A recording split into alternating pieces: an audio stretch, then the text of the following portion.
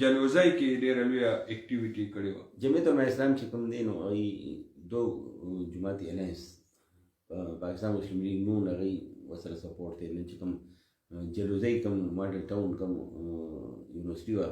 هلته ډېره درنه غونډه وشوه، جمعیت اسلام پاور شو وه، مفتي کفایت الله هغه هم پکې شرکت وکړو. بل هغه خبره دا چې دلچسپۍ پاکستان مسلم لیگ نون چې دی الینس کې ورسره و، دی جنرل سیکرټري ضلعي جنرل سیکرټري انجینیر نهار خان هغه موجود و، هغه خطاب هم وکړو، هغه کوم شرکا و هغې ته هم ووایي، پیغام یې ورکړو میډیا لحاظ سره چې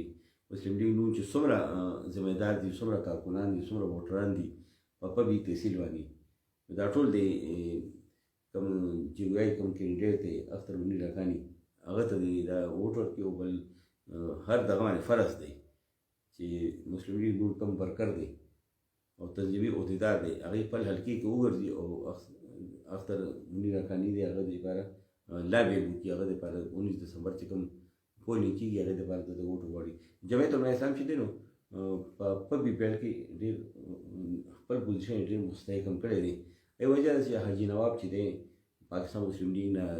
ریزاین کړی دی او هغه جمعیت اسلام ته راغلی دی، نو هغه جمعیت اسلام د ډېر ښه مقام ته رسولي ده او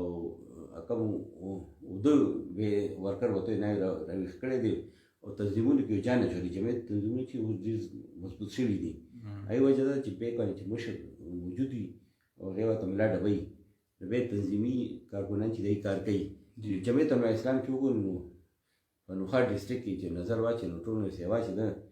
په پبلک تحصیل کوم حدود دی نظامت دی په هغې باندې جمعیت اسلام ډېر سټرانګ پوزیشن کې ده او کوم دا تحصیل نظامت روان دی دې کې دی